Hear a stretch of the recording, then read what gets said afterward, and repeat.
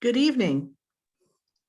I'm Michelle Carr, Curator of Special Programs at the North Carolina Museum of History, and I would like to welcome you to tonight's program, The Forgotten B-1 Band with Alex Albright. This is the second installment of the Answering the Call World War II lecture series, which explores some of the lesser-known stories of North Carolina's role in the war. Next month, Professor Robert Billinger will discuss the approximately 10,000 German POWs who were detained at 18 military installations across the state. But tonight, Alex Albright will speak about the U.S. Navy's almost forgotten B-1 band. Comprised primarily of Black students attending Agricultural and Technical State University in Greensboro, now North Carolina A&T State University, the regiment's 45 members became the first African Americans to serve in the Navy at a rank higher than cook or mess steward, making them frontline pioneers and breaking the Navy's color barriers at a time when racial unrest prevailed. We would like to dedicate this program to all the members of the B-1 band, but especially to the memory of Mr. Calvin Morrow, who passed away last week at Greensboro, just shy of his 94th or 91st birthday. Mr. Morrow was the last surviving member of the Navy B-1 band. Last year, the U.S. Department of Veterans Affairs reported that less than 325,000 of America's 16 million World War II vets were still alive, with nearly 300 of them dying every day. With this World War II lecture series, the North Carolina Museum of History strives to honor these veterans' sacrifices before they pass from the scene and help ensure that their stories are not lost from public record. By joining us for this presentation, you are helping us to keep their memories alive. Aside from the members of the Navy B-1 band and their families, perhaps no one has done more to preserve the legacy of these men than tonight's speaker, Alex Albright. Albright is the author of The Forgotten First, B-1 and the Integration of the Modern Navy, which was a finalist for the 2014 Montaigne Prize and is available for purchase in the museum shop. A Graham native, he earned his undergraduate degree from UNC Chapel Hill and his Master of Fine Arts from UNC Greensboro. He worked in bookstores in Greensboro, Winston-Salem, Gastonia, and Athens, Georgia, before beginning a 38-year career as an educator, first in New Orleans and then for 37 years at East Carolina University. Following his presentation, we'll have a Q&A session. You can send us your questions via the chat function on your screen, and I'll be happy to share them with Alex at the end of the program. So without any further ado, please join me in welcoming Alex Albright. Hey, thank you, Michelle. Can you hear me okay? Yes, just fine. Okay, thank you. And thank you all for joining us. I'm in Fountain, North Carolina. It's a little crossroads town in the eastern part of the state. And when I look to the side, I can see a bird bath out here, and we'll be waiting for a catbird who'll be back pretty soon. But I'm here tonight to talk about this Navy band. I'm their official historian, and that's really is the greatest honor that I've had in my life. And my association with the men of this band and their family has been the greatest pleasure. Really, it's been an incredible journey from the early 80s up until now. And as Michelle mentioned, the sad passing of Mr. Morrow, who was the last of the 45 young men who went off joined in Raleigh. Actually, they mustered in Raleigh in May of 1942, and that's when they became the first African Americans to serve at rank other than galley. It's I think a terrific story, pretty complicated, but there's the Navy did a nice video a few years back in honor of their 75th anniversary of their reunion. 75th reunion, and that was in DC, and they were honored at the Navy base and at the African American Museum there. And we're going to screen that video right now and give you a little bit of background, okay?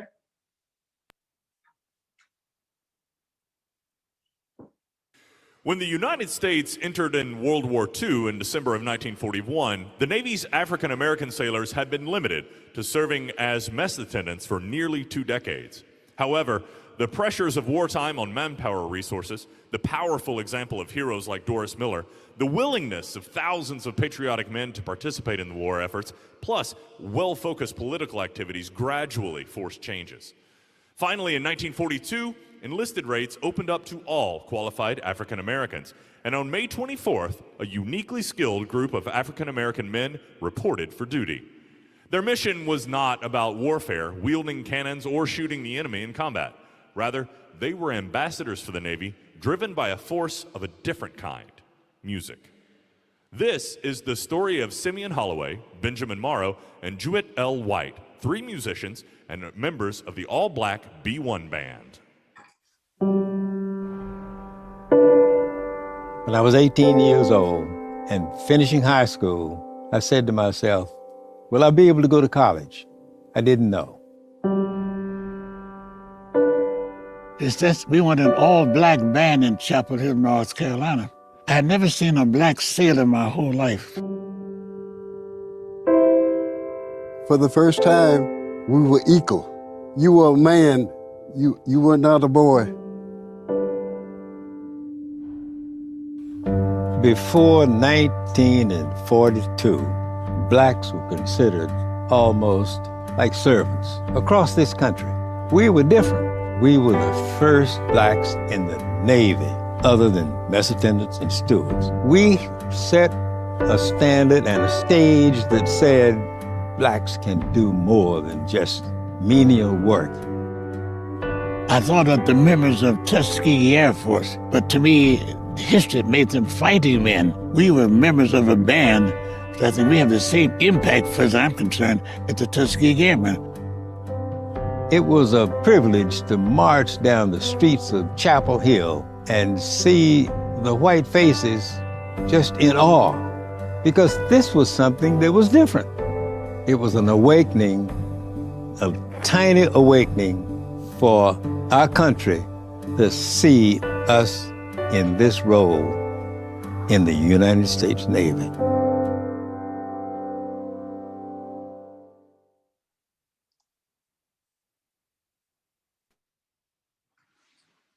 Some of that, the footage in there of the guys marching was just recently discovered a few years ago. And it's remarkable, I think, that things are still showing up in this kind of evolving story.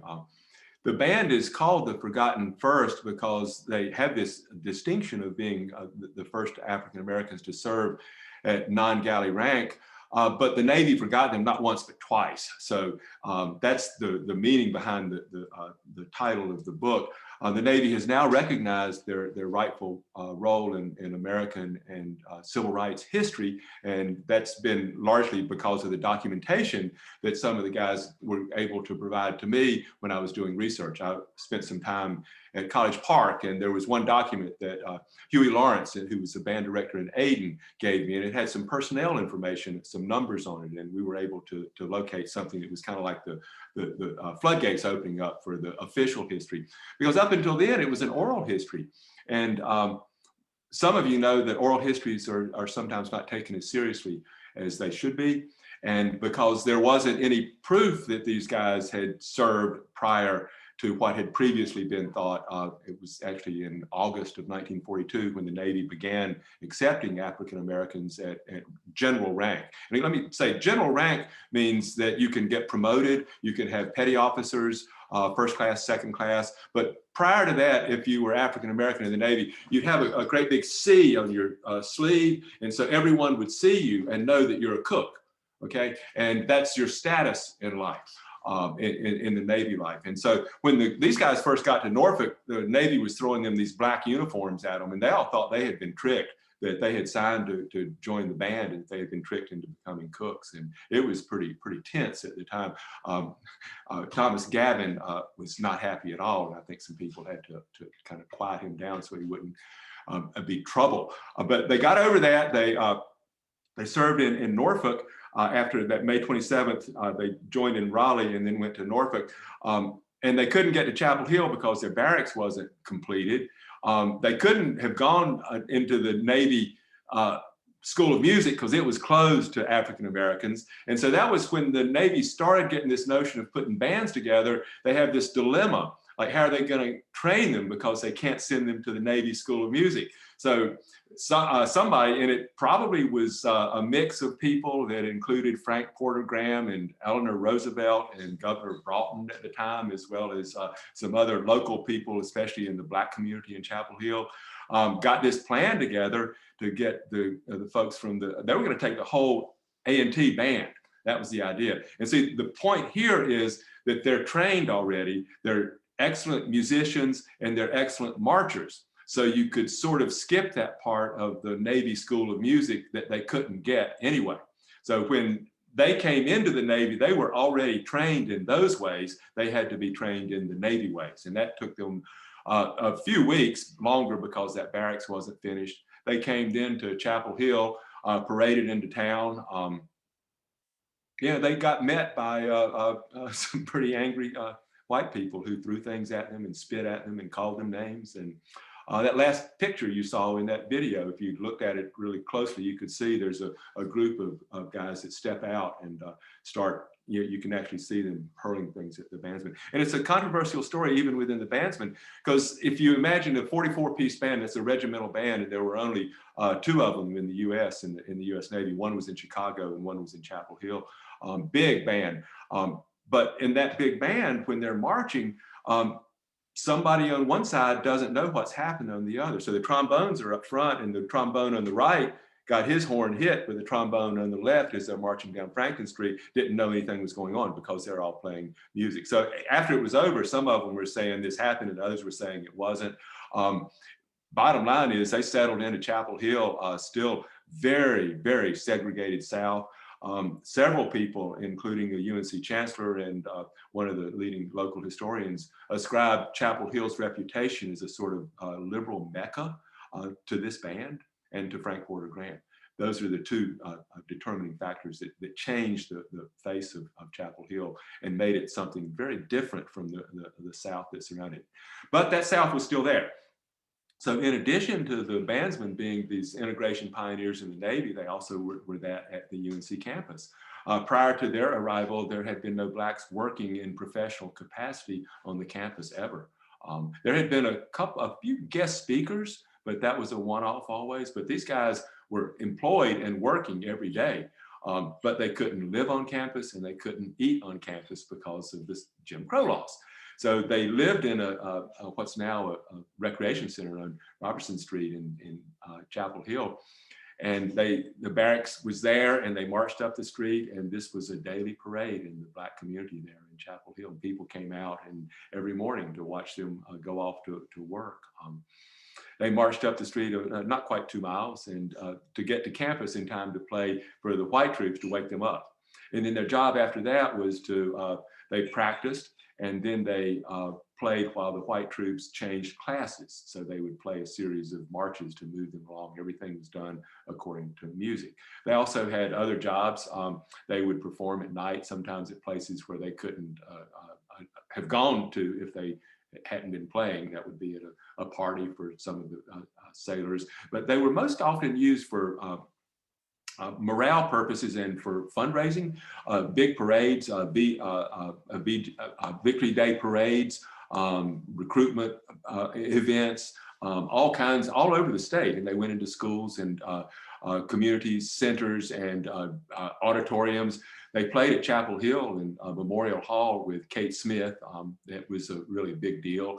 And some of them snuck off on occasion, went to Wilmington and would play it with some of the traveling bands that were coming through, would get a leave and go off. But they had a very active life there in Chapel Hill and believed that they were going to be kept there in Chapel Hill for the duration. And for the most part, things did okay because they stayed in their separate world. So when they went off in the morning, they knew what they were going into and they knew how they were supposed to behave, to act in this world, because they knew that everyone was watching them. They understood, as one of the men told me, that it felt like you were walking on eggshells when you left the safety of that black community at that recreation center. So as soon as you got to Franklin Street, you're leaving what would have been the black community and you're going into what is essentially the white world. And that's a different world. And that's where people are looking to make you mess up. And so everybody knows that this is an experiment, and that people are looking for them to mess up. And in fact, after they left, they were sent to Hawaii. There was a replacement band that came out of Chicago that did not understand what we might call Southern mores. I don't know, that sort of the lines that you couldn't cross at the time. And something happened a black bandsman was seen walking with a white co-ed. The preacher, Reverend Jones, who started the community church there, he was removed from the Presbyterian church. So it's an interesting story related also to the band. But he was a champion of the band and would meet these guys from the second band when they came back from Durham. But it was a totally different situation there. And historians sometimes confuse those two and create this situation where B-1 was in the midst of this controversial event. The only thing that we know of that happened was that something like that got reported, and someone had oogled a white woman. There was the local police came to roust everybody out, and they were going to have a lineup. They would have a lineup and get the guys out, and this young woman with her boyfriend was going to point out the guy that looked at her askance. But Parsons, who was their leader, meanwhile called the Marines, and the Marines came and snuck in behind these guys and took the police chief away and the two people that were going to testify. And there's no record of that event because the Chapel Hill police records were burned in 1954. But Chapel Hill, if you really want to know what was going on in Chapel Hill during that time in terms of race relations, you want to read the Daily Tar Heel. The Chapel Hill Weekly did not cover much of this. The Daily Tar Heel did. They were all over it. And you get a whole different picture of what's going on at the other colleges pre-World War II and the efforts that the students are making to integrate, bringing in Bennett students from Greensboro and A&T students for play competitions and symposia and things like that. So there was a lot of activity that's kind of going on before people are resisting this system, but they're doing it in their own fashion. Let me get back to Chapel Hill and moving these guys over to Hawaii. They stayed in Chapel Hill, and some of their big events playing in Kenan Stadium for Vice President Wallace. A couple of them played tennis with him. They had lots of entertainment to do, as well as the business of working on their routines, their marching and all of that. They also, several of them met young women in Chapel Hill and married, and they all, again, as I said, thought they would stay in Chapel Hill for the duration. Word came that they would not, and it was a terrible day. Most of the guys remembered not only the day that they heard, but also the day that they left. Many of them had never been out of North Carolina until they went to Norfolk for training. They heard that they were going to Pearl Harbor, which was really an active part of the war. Nobody knew, what the situation was going to be there. And these guys had no idea that they were being sent to Pearl Harbor to sort of ease racial tensions that were there. And the big break in this story came when I got a hold of this thing that's called, a report from the 14th Naval District about the Black unrest. It was a secret document that the Navy put out, and it didn't get declassified until many years after the war. And so once I got that, I started seeing what the world was like before B-1 was brought in, and it was a mess in Hawaii. And it's this thing called imported racism, which some of you may know it's American. It's basically World War II, and in this instance, it's the particularly Southern men who were going into the service, and often the Seabees into construction battalions. And this was happening in both England and especially Hawaii, where the Navy had been trying to create this conspiracy between Japanese, communists, and African Americans. So they have the New York guys who are African American are coming in Hawaii, and the Navy is suspicious that they're colluding with the Japanese and the communists, and there's going to be an overthrow. So this was sort of the beginning of one of the beginnings of Hoover's efforts at trying to manipulate or to find something that he thought would be there, and then to create the evidence that it was there even when it wasn't. So after this whole document is over, they state very clearly that they can't find any evidence of this collusion between the Japanese, the communists, and the African Americans, but they still believe that it exists. It was violent. It was horrible to read the stories. And some of them are like, someone used the traveling show, the USO. And so it's a mixed audience, black and white, and someone used the N-word, but it was used quote, innocently, and nobody can quite understand why this makes people mad. Someone throws popcorn at the guy and someone says something, and then there's a fight, and then people are hurt, and then people are being arrested. And there are just lots and lots of these kinds of stories. There's a Navy guy who has a dog that he calls, his name is the N-word. So he gets to yell out all the time, here, you know, bad, you know, you can imagine. And this is going, and that's the dog's name. We can't do anything about what people call their dog. So that sort of thing was really tense at Pearl Harbor. And this band was going to be the ones that could set this straight, could show people that, you know, this could be done. They were also the Admiral's favorite band. That was known before, they were known before they left Chapel Hill as the best band in the Navy, and they got to Hawaii and they proved it.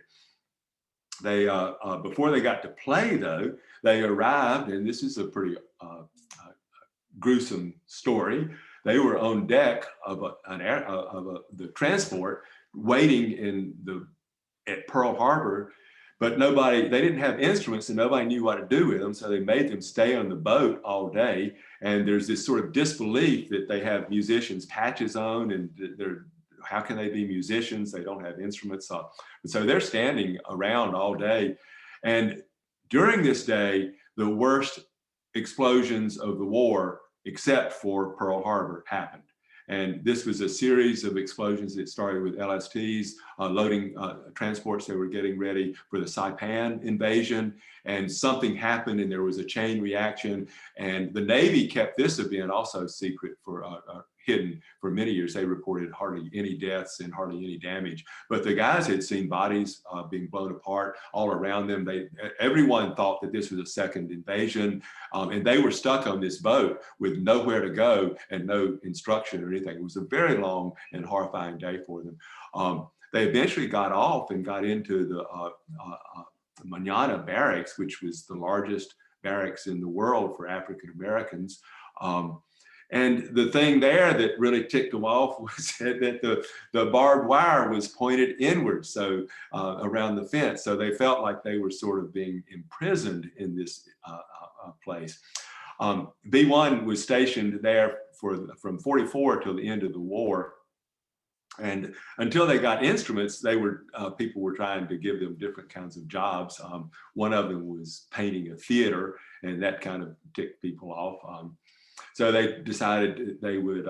There's some humor. There's a lot of humor, and knowing these guys, it's delivered. If any of you know these kinds of folks that can tell a really funny story without smiling, and you just are not really sure that it's supposed to be funny until you really finally get the point that it's funny. And this is one of those stories, and they're telling, and several of them will tell this story in different variations, how they went to a theater and they were told to paint the seats. So they said, okay, we'll paint the seats, and nobody told us how to paint, so we'll just paint them. Doesn't it need another coat? So they put the second coat on before the first coat dries, and then they say, shouldn't there be a third coat? And they all, of course, know not, but they put it, and they keep putting coats of paint on so that it won't basically hardly ever dry. And then the brass gets real mad and say, we're never going to have you guys paint again. And they're all like, oh, we're so sorry, we shouldn't have done that. I'll give you another kind of a B-1 humor story. Over 100 African-American Navy bands served in World War II. This was the first one. This was the only one that kept a black bandmaster. All the others had white guys bossing them around. This is the only one that had a bandmaster who never got the rank of bandmaster. And you can figure that out. It's James Parsons is the guy. And he got to lead them as bandmaster, but not as the rank of bandmaster. So twice, once in Chapel Hill and once again in Hawaii, the Navy wanted to replace Parsons and put him back in the band and give the band a white guy to be the front person. So same thing happened in both times. In Chapel Hill, they're preparing for a big program. The cadets at the Navy school, flight school there were graduating. That was one of their main assignments, was as they were attached to that pre-flight school. So they're practicing for that, and they're playing the national anthem, and a clarinet squeaks, and the McMaster's was that guy's name. He said, stop, let's do this all over, and they started again, and then a different clarinet squeaks, and he gets yeah, let's do this again. And then maybe an alto saxophone squeaks this time. So it's happening all around and at different points in the national anthem. And finally he gave up. He realized that this was going to be bad, to be playing the national anthem in Kenan Stadium for this review and have someone squeak. And they put Parsons back in front, and of course everyone plays perfectly well. Same thing happened in Hawaii when the Navy tried to bring in a white guy to lead the band. They did the exact same thing in the same way, and that was a very famous band director. The Navy got to a point where they started recruiting lots of bandsmen from all over the country in order to promote morale, and a lot of times they would recruit a full band, a big band, Les Hyten's band within Artie Shaw's band, people like that. So the band was in Hawaii for from 44 to 45. They played in the biggest VJ parade in the world, and everybody told me how good they were. I would hear this. Of course, a lot of this was them talking, and so you not that you disbelieve them, but I met one guy from Chapel Hill who was a white man who was on their base, and he just loved. I mean, he was in charge of giving them assignments, and everybody loved the band. That's how I confirmed that they were the Admiral's band. The Admiral would call and say, "I need B-1 for this event," Admiral Gormley.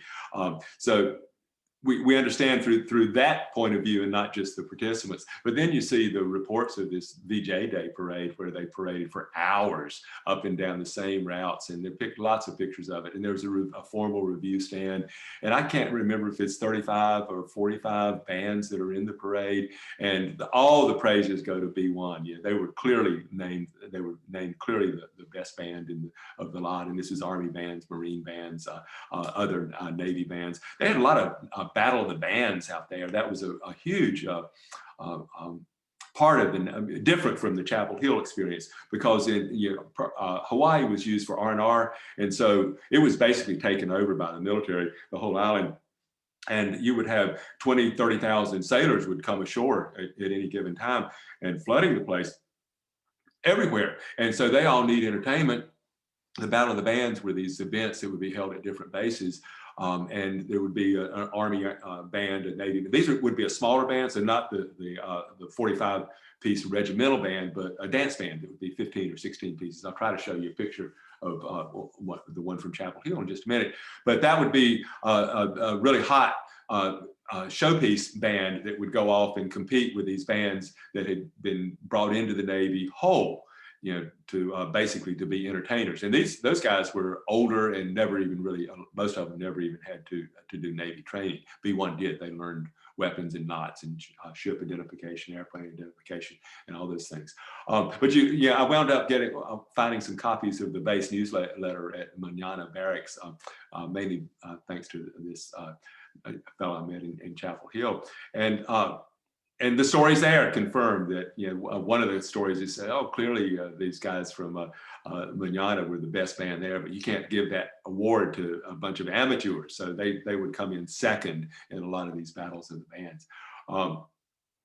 There were two dance bands that were formed out of the B-1 band in Hawaii, and the Manana Meteors was the #1 band, and that was the one that would do most of the Battle of the Bands events. But there was such a need for them that the Navy said, well, we need a second dance band, and so get us together a second dance band. And so the guys that were chosen for the second dance band, this is another, I think, pretty funny sort of B-1 humor thing. They got selected to do this dance band, and it's kind of an honor, but it also means you're working at night when other people are at ease, and so you're not getting extra pay. It's different from the New Orleans Navy bands. They could go out and jam and make some money, but these guys didn't. So they had to go to work and play a USO club or something like that. But this second band was called the Moonglowers. And so the Moonglowers said, okay, if we're going to be the second band, then we're going to all play our second instruments. So you have this band then that they're all primary instrument is one, and then because they're calling them the second band, they say, okay, we'll just play our second instrument. And they're like really, really good too. They started doing some of the Battle of the Bands and were quite popular. We were fortunate that one of the fellows in the Moonglowers managed to take out of Hawaii a disc that they recorded on KGU in Honolulu in 1944. And so that's been transcribed, and we have that is for sale also. It's scratchy, but it's remarkable to think of these guys sitting around and making this music in 1944, and then getting it smuggled out, and then it was transcribed at Chapel Hill. I'm going to wrap this thing up here in just a minute, but I want to go back. I want to close it after the war, and we're going to have some questions, lots of time for questions and answers, and I hope to hear from some of y'all. I hope we'll hear that we've got some folks that I know that some of the B-1 family is in on this event tonight, and maybe some other folks that we'll hear from. But I do want to read from the book. This is The Forgotten First, and these are a couple of anecdotes about after the war and how things had supposedly changed. And the first one is a story that Calvin Morrow told sometimes, and it was a story that the last time I heard him tell it, it was still emotional, and he could hardly get through telling it. It shows you how I think the idea here at the beginning was that we're going to go and fight this war, and things are going to get different and better when we come home. And so the coming home was not as maybe glorious as it might have been. But when I was discharged, said Calvin Morrow, I came back by myself. That is from Hawaii to San Francisco, and then on a train across the country. I came across the country with an integrated group, mainly white sailors. When we got to Norfolk, we were all put in the same barracks. I was part of all these guys, see, and being a little light-skinned, and it was night. Well, the next morning when they saw me, they came up and said, "We want you to go over there with this group." And they carried me. You know, he'll tell the story. They marched him almost like he was a prisoner. They carried me to a place where there was nothing but blacks, walked me out of the mess where the German prisoners were eating with the other whites, and took me to where the blacks ate. Norfolk, after the war, it was still the same. This next one is a little story that Nathaniel Moorhead tells. He was from Greensboro, like most of the guys were. Morrow Calvin was actually in Dudley. 9 of the guys that went in were from Dudley High School. They had to get their parents to sign. Mr. Morrow graduated in he was a veteran of World War II and came back and was a high school graduate in 1946. But Mr. Moorhead, it tells this story about coming back to Greensboro. I expected to see more of a change than there was. As far as segregation was concerned, I was a little disappointed. As far as the acceptance of people, you expect to find people more receptive, more congenial in view of the sacrifices service people had made. But we still couldn't go to a theater and sit downstairs. One thing, as a child, I always wanted to sit at a counter at Woolworth's and eat a hot dog. You saw that Kamala Harris was at Woolworth's yesterday, I guess, at that counter. But it was so long after we got back that was possible. To this day, I've never done it. I know in my mind the people today are not responsible for the sins of yesterday, but something in me just won't let me walk in there and order a hot dog. And it seems like when I was a kid, that was just about all I wanted to do. And he says, I was discharged in October, and next semester I was back in school, and it was the same thing. As soon as class ended, I went to work back at Dudley High, helping the janitor clean up. And more, I thought things were still the same. Most of these guys went on to careers as educators in North Carolina. Many of them were band directors, and we'll maybe talk about that a little bit more. But I think I've talked about enough. Maybe Michelle, do you want to see if we have some questions and get me off the mic here for a minute? All right. Well, first, before we start into our questions, I want to acknowledge that we do have at least 2 children of Navy B-1 band members joining us tonight. And we have Marilyn Carlson, who I believe is the daughter and niece of band members. And we also have S.Y. Mason Watson, who is the daughter of John Mason, who was a Navy B-1 band member. So I want to acknowledge them and say how much I appreciate their joining us tonight. I'm sure you've probably heard wonderful stories from them, but if they've got stories they want to share about their relatives, we would love to hear them at the museum. But are there other places they can go and share their stories, that these stories are being documented? Do you know of a place where they could go aside from the Museum of History, or do you think they're local? ECU is still taking some oral histories. I think we've always been interested in A&T getting a handle on some archives there, but I don't think that anything has happened there. I would say that, when you saw that video, the three guys that were there, Mr. Mason was still living then, and he wasn't able to attend. But at that time, there were four of the guys still living, and he was a lot of help in the story. And certainly Walter Carlson was. As I said, I never met John Carlson, who was Marilyn's daddy. But that's lots of history and lots of photos, lots of stories. Yeah. Now, when you started doing this research, you mentioned that someone gave you some information on the band. Was that how you learned about the Navy B-1 band? It was Huey Lawrence was actually, I stumbled on this black cast film called Picture Boogie Woogie. And that's a long story. Bill Shepard, who's still around Raleigh, I think is a musician with a band called the Amateurs. He was in Greenville at the time, and he had gotten this nitrate copies of the film. Long story here.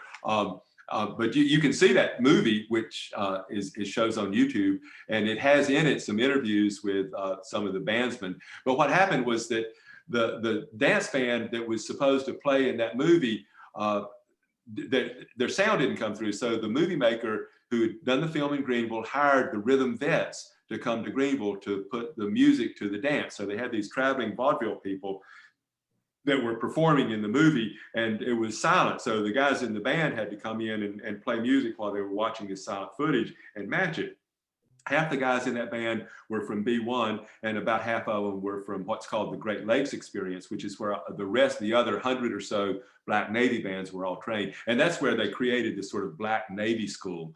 There was a particular barracks that was known as the Black Navy School there, and that's where all the training, the musical training went on. So they didn't recruit musicians. They recruited band people sometimes after they had gotten into the Navy. So anyway, Huey Lawrence was the local guy there, and someone said, Huey Lawrence was in that band, and called him. And then Huey told me about the Rhythm Vets, and he said, well, there's this other band that I was in, and it was much more interesting. And so then I started meeting those guys who were telling me about their history, and then I'm trying to research it, and I can't find anything because there's nothing but oral history, and all the written history is wrong. And it's like, it says here that y'all weren't what you said you were, but I couldn't say that to them. So I'm just like, I wonder what's going on here. So that's when that documentation was so important, when Mr. Lawrence was able to say this personnel document. And there was some guy in College Park that, fortunately, he said the Navy hadn't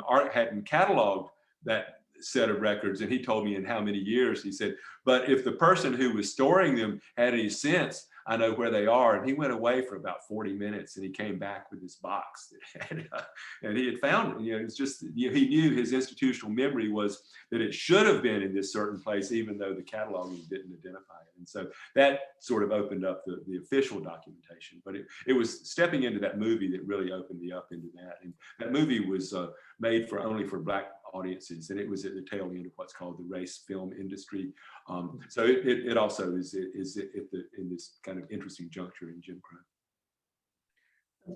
I believe, if I'm checked, there were 45 members in the original B-1 band that all came from, what is now A&T State University. Not all. There were some. Not all, pretty much. Yeah, they started out trying to get them from A&T, but for various reasons, the band director, for example, didn't pass the physical. Bernard Mason. He was one of the guys tells a story about Bernard Mason that you would hear him play Ave Maria on the violin, and everybody would be weeping. It's kind of so good. He got recruited to Howard, and he started the music program at Howard. It became quite famous in the 50s. But because of those kinds of circumstances, other people were recruited, and they came from Johnson C. Smith. The band director at Hillside was brought in, the 9 guys from Dudley High School, a couple of guys from South, I think from Orangeburg. One was a cobbler in Salisbury. He had traveled with King Oliver's band. So there were a few that, to put it together, to get the band together. But the idea was originally, and by far the majority of them were from A&T. Someone had asked if you knew if any of the band members might have come from Asheville, but I think they were mainly in the central part of the state. Yeah, I don't know of anybody from Asheville. Yeah. But as you said, you had college students and you had high school students. And And so you the had high school people students who had to were, get their parents' permission if they were underage. Benny Lakin had traveled as a professional musician with King Oliver's band, and so yeah, he was a seasoned music veteran. He had gotten off the road, and but yeah, for some of these guys, it was an opportunity. At the time, the war effort was building up, and I probably should have mentioned this WWII program that the Pittsburgh Courier started to defeat racism at home before we worry about fascism overseas. And so that was kind of a divisive thing in a lot of Black communities. But after the war started, there was an effort to bring everybody together and to really push forward for all of this. But at the beginning,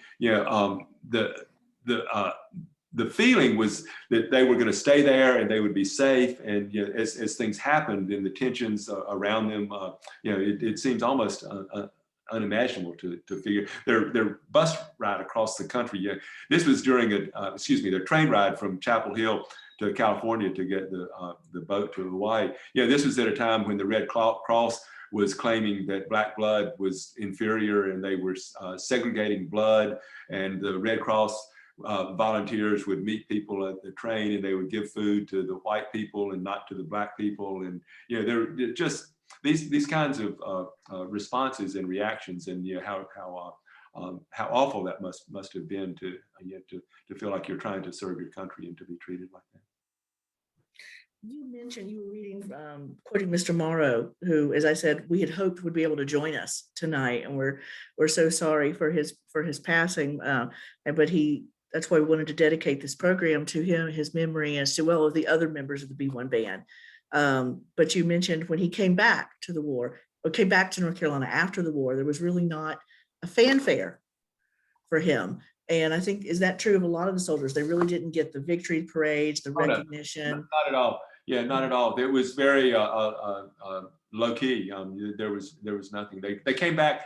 There was a point system, and so people with families came out sooner, but they got split up, and so they had this a great sense of camaraderie for the whole war, and the band was just gradually picked apart.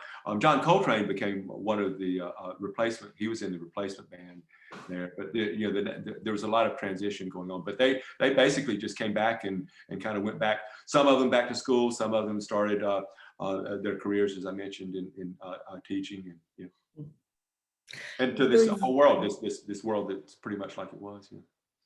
And most of the members stayed in North Carolina after the war.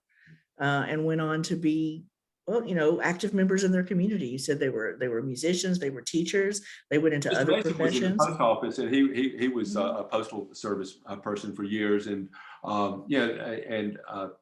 Walter Carlson, I mentioned, he was the band director at A&T. Another one of the guys started the band at Fayetteville State, but lots of them were high school band directors. And lots of them lost their jobs.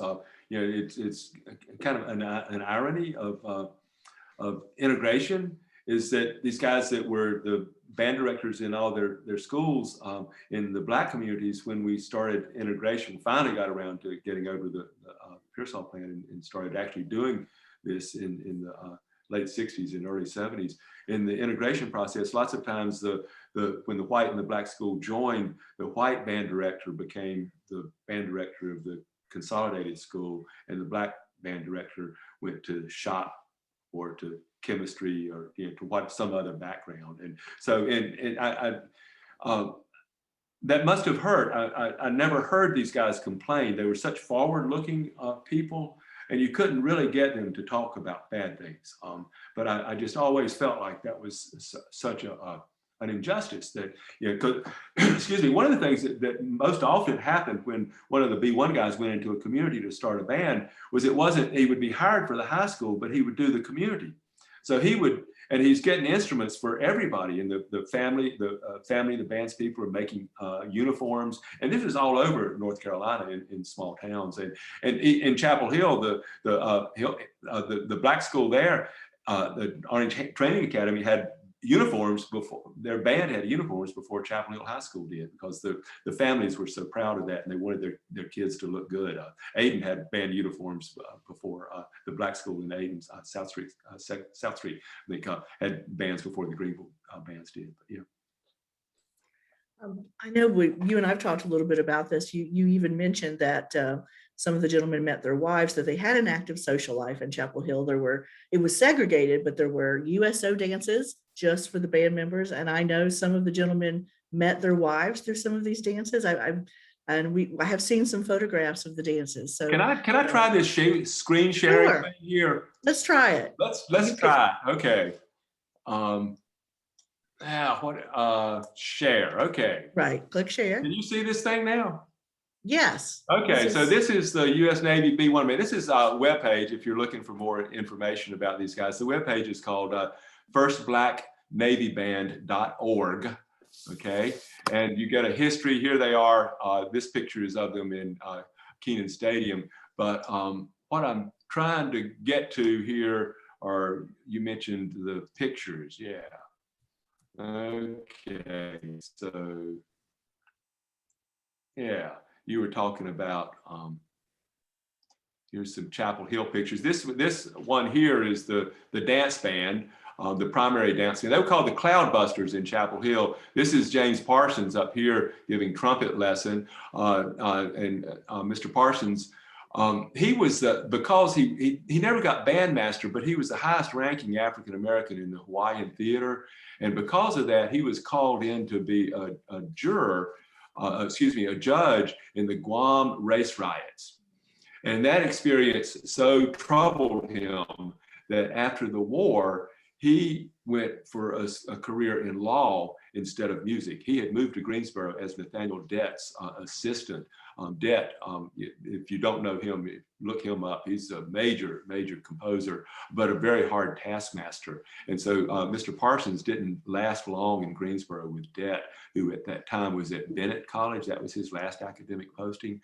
But Parsons took over the black schools band program, music programs in Greensboro. And then he became, in 1960, the first African-American appointed to a Superior Court judgeship when John Kennedy called him for that appointment. So that's Judge Parsons up there. And I'll show you a couple other photos.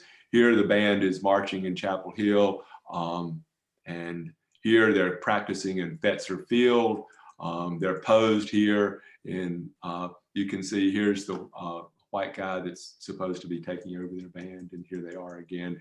He's in front of them at that point, and here they are relaxing. Okay, let me try. I was trying to show you a dance picture. Yeah, the party at Hargraves. That's what I was looking for. Yeah, you were talking about the social. And this is, yeah. I'd have to ask Marilyn or SY to give me some help on names here, but we'll. I don't know if we.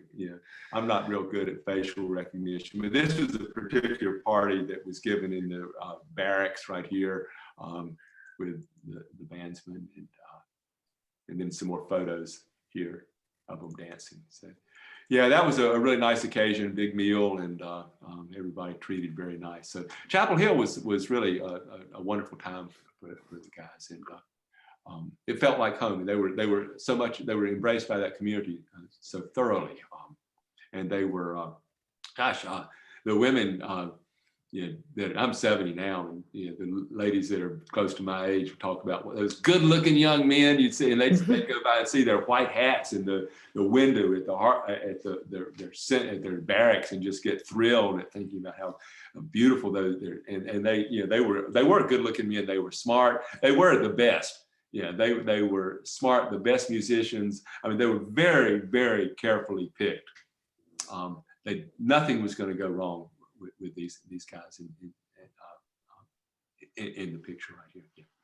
Okay, so that you mentioned when they came onto the campus, the reactions of some of the students, but they had to go through the African-American community where they were living in their barracks to get to the campus, and so they had a strong presence within the African-American community in Chapel Hill. There's a lot of memory about this band and the pride, I think, associated with them.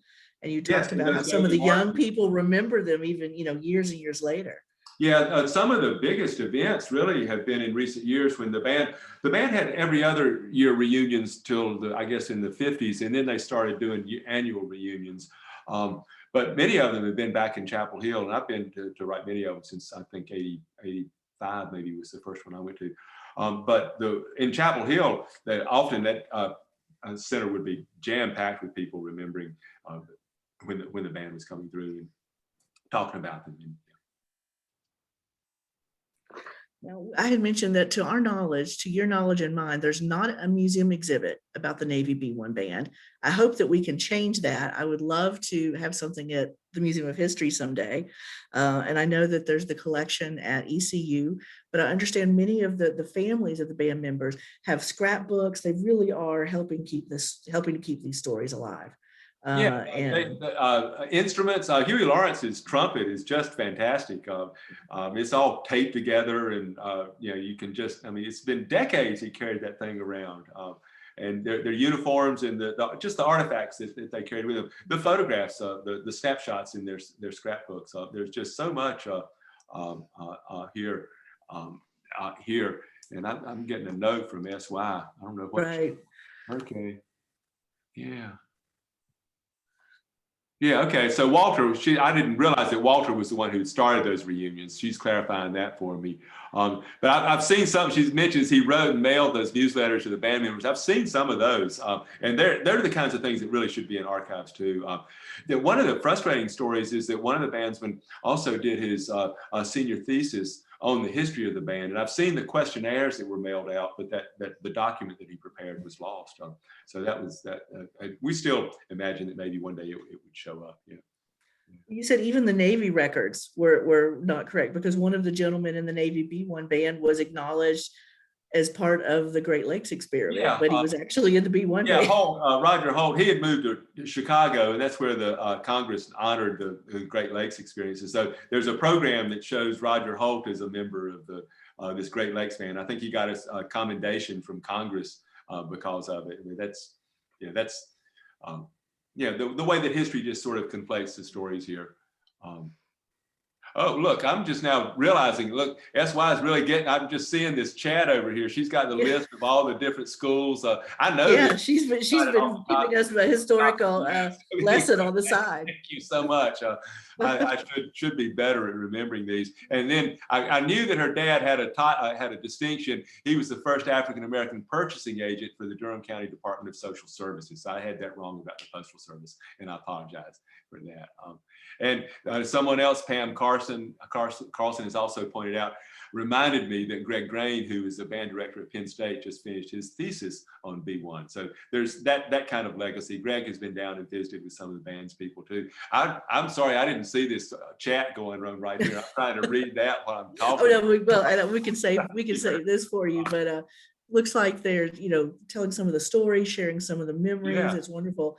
Talking about the Navy B-1 band was the first band, but there were about 100, maybe 100 bands? 100 of the Black Navy bands, and the stories, as I mentioned, they often get conflated. I talked on B-1 in New Orleans soon after the book came out at the World War II Museum there, and at that time I thought there was only one band in New Orleans, but it turns out there were two very different bands, and so there's very little known about them. Some of the North Carolina people were in one of those New Orleans bands, Lou Donaldson and Carl Foster, and there were two guys, Jehovah and Arthur Guy. And Arthur Guy was in B-1, and Jehovah Guy was a little bit younger. And so the ones that went in Great Lakes were slightly younger than the B-1 guys, but those three were all stationed in New Orleans too. One of the stories that the Navy gave was that the bands would stay together, they wouldn't get broken up.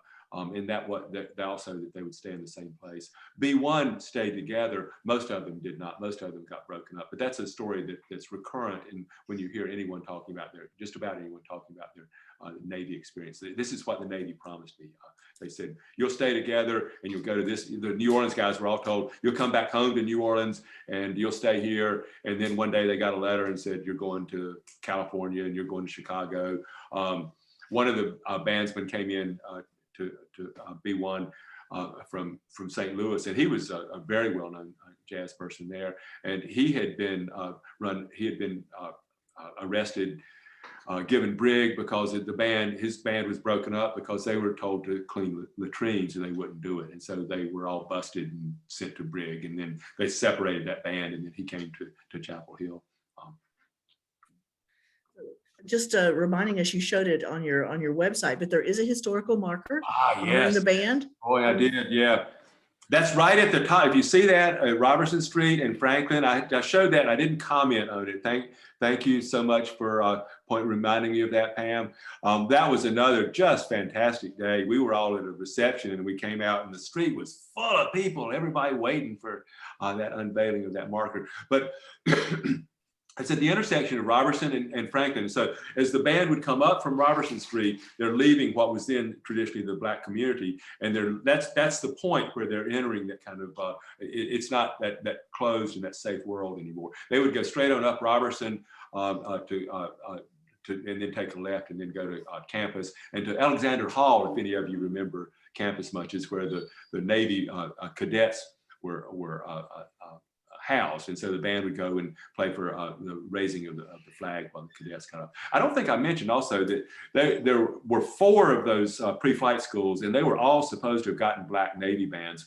But the one in North Carolina got a Black Navy band and the one at St. Mary's in California outside of San Francisco got one. But that was a smaller band and it never got up to regimental. And it was also a band of professional musicians. The other 2 were supposed to be in Iowa. And the thing was that they were charged to recruit their membership from local residents. But so why they would put this band, say it was going to be in Iowa, which had virtually no Black population, it was impossible. The other one was in Georgia, where Talmadge was still governor, and he was not. He had fired people at UGA, a whole series of them because a woman had the audacity to invite a white woman had the audacity to invite an African-American woman to a 4-H demonstration. And so that caused, so Talmadge was not going to allow that ban to happen there. But there again, you get back to this, we don't really know what happened in North Carolina, but it seems that it was this friendship between Eleanor Roosevelt and Frank Porter Graham. And Broughton, you don't want to call J. Melville Broughton progressive, but when we look at the rest of the South at the time, it's all gradualism in North Carolina. And it's not progressive, but Frank Porter Graham is what passes for progressive at the time. And he had a great interest in moving things forward. He also was a gradualist. He was an admitted gradualist, that things are getting better, it's slower, and we can't really do this too quickly. That was the sort of the mantra at the time. I want to close by asking you what you believe is the most important legacy of the B-1 band. How would they want to be remembered for what they accomplished, the Navy B-1 band? I think the proudest thing maybe is that breaking that barrier, but the thing that I think that really sets them apart and the legacy that transcends that particular role is how they got into all the schools and nurtured this generation of people that would eventually, 4 young men would go to the counter at Woolworths. And so from 45 until 60, we have this period. People talk about that great generation, and it's often a term that I think that is talked about with it's not referring to African Americans as much as it should. And you think about school teachers. Well, is that the greatest generation? I'm saying yes, it is, because they were going every day with these kids who are enduring the kinds of things on a daily basis, these small things that I've tried to allude to throughout this presentation, that are not the news generating things, but the small things that anger and frustrate and the doors that closed. When John the Carlson guys, they're pilots, and they're like wanting to listen to a presentation on campus at UNC, the pre-flight school, and they're talking about air navigation, and so they're at leisure, and they go and stand outside the door to listen. They're so interested in learning, and someone realizes they're out there and they come over and close the door.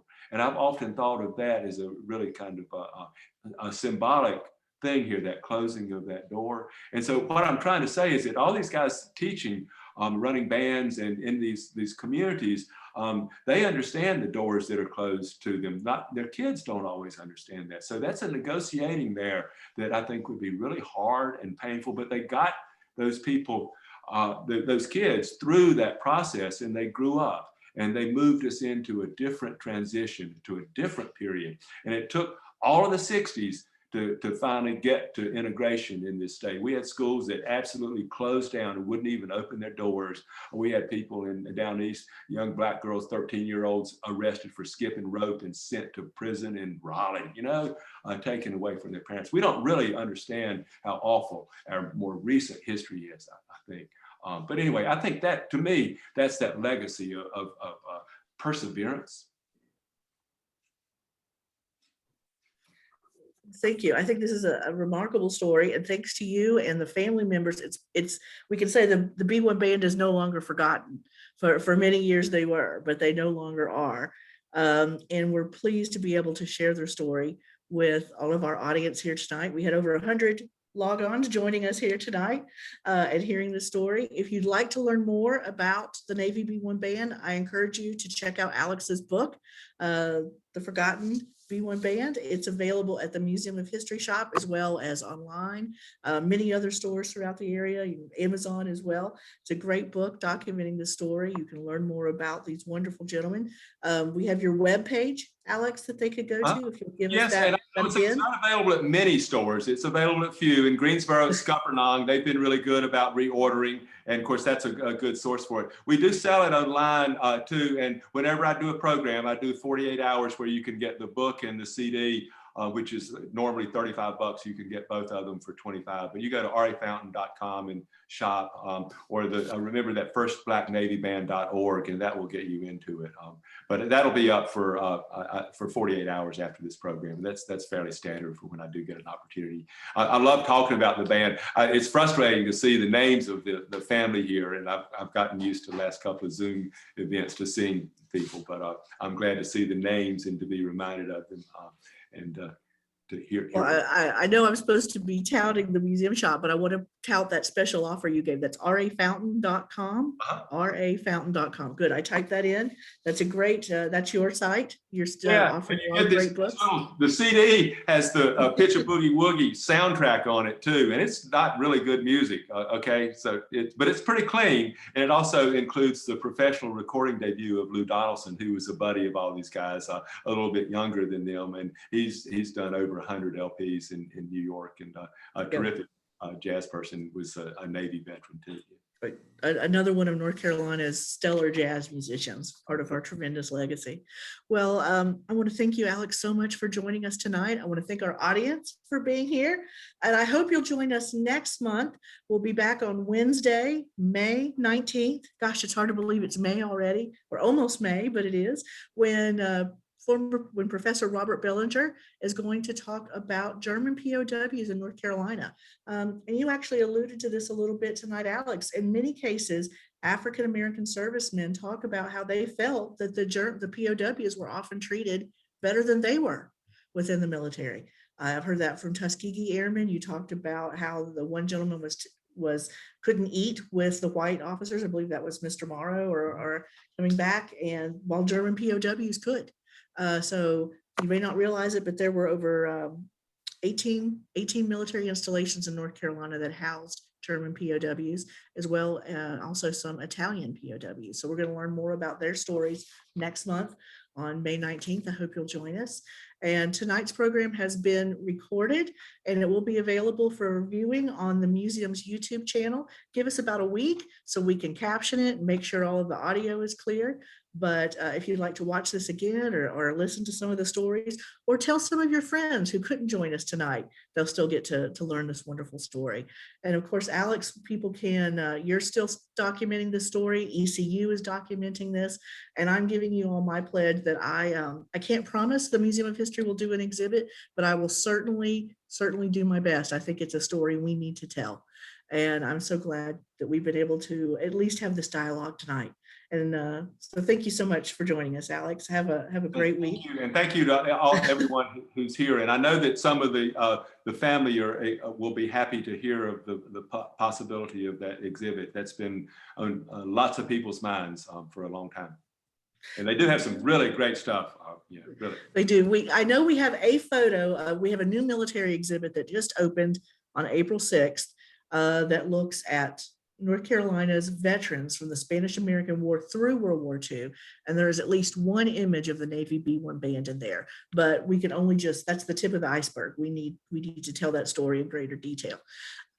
So I hope we'll be able to do that. Again, can't promise, but I will certainly do my best. I know we have staff who would also be interested in being part of that process. So thank you all for joining us tonight. Thank you for putting this together. Thank you. And I hope to see you back next month as we continue this series. Thank you. Good night. Night.